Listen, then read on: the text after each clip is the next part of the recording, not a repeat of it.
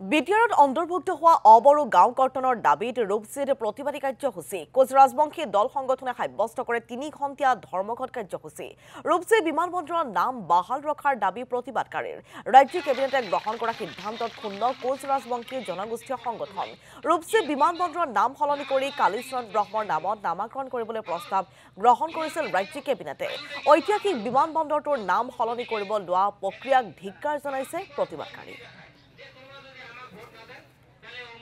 অকল ৰাজনৈতিক সংস্কৃতি বুলি কথা নাই ইয়াত গোটেই মানে থলুৱা যিমান জনগোষ্ঠী আছে থলুৱা মুছলমানৰ পৰা আৰম্ভ থলুৱা হিন্দী ভাষী থলুৱা আমাৰ বঙালী মানুহ আবাৰ ৰাজবংশীতো আছেই সকলোৰে ইয়াৰ লগত ওতপ্ৰোত হৈ জড়িত আছে সকলোৱে আত্মসন্মানৰ লগত জড়িত আছে আৰু সকলোৱে মিলি এইটো কি কৰি আছে ইয়াত অকল ৰাজবংশী বুলি কথা সকলোৱে মিলি ইয়াত সব কিমান মুছলমান মানুহ হয় যদি প্ৰশাসনে আপোনালোকৰ দাবী মানি নলয় ভৱিষ্যতে প্ৰশাসনে যদি আমাৰ দাবী যিমান দিন মানি নলয় সিমান দিন আমি আন্দোলনৰ প্ৰক্ৰিয়া চলাই যাম আৰু কথা হ'ল গণতান্ত্ৰিকভাৱে শান্তিপূৰ্ণভাৱে আমি এটাৰ পিছত এটা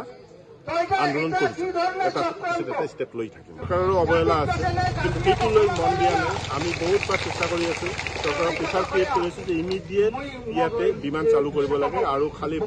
ফ্লাইবিট এটা কি কোম্পানী চলিছিল ফ্লাইবিট নহয় ইণ্ডিকো থেনিকো এনেকুৱা বহুত বিমান যিবিলাক আছে সেইবিলাক ইয়াত দিব লাগে যিহেতু এৰিয়াটো বহুত ডাঙৰ পাই আছে কিন্তু চৰকাৰে ইয়াত এইটো প্ৰতি মন কাণ একেবাৰে দিয়া নাই বৰঞ্চ নামটো সলনি কৰাৰ ধান্দাত